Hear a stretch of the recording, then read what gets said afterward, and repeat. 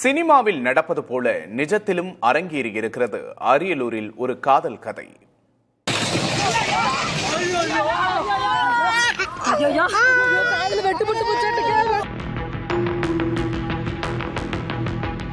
கரங்கள் கொட்டப்பட்ட இந்த சாலையில் கதவை கூட மூடாமல் மின்னல் வேகத்தில் பறக்கிறது இந்த கார்.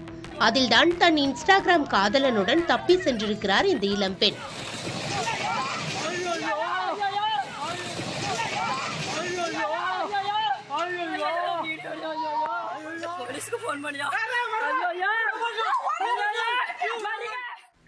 அரியலூரை சேர்ந்த அந்த பெண் சென்னையில் செவிலியராக பணிபுரிகிறார்.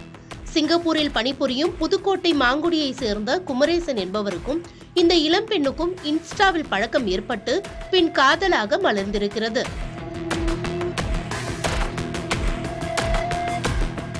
இருவரும் திருச்சியில் தனியார் விடுதியில் சில நாட்கள் தங்கியிருந்ததாக கூறப்படும் நிலையில் இது பெற்றோர்களுக்கு தெரிய வந்திருக்கிறது.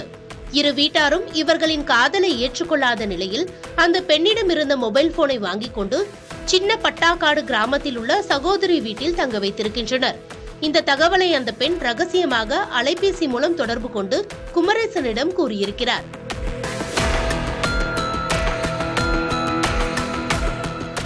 அவ்வளவுதான்.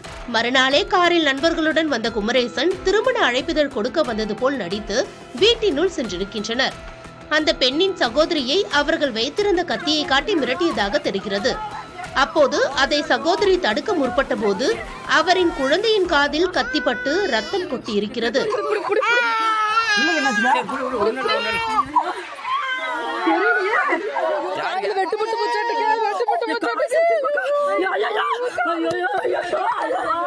குழந்தையின் அலறல் ஒரு புறம், சகோதரியின் கூச்சல் மறுபுறம் கேட்கவே அருகில் இருந்தவர்களும் ஓடி வந்திருக்கின்றனர்.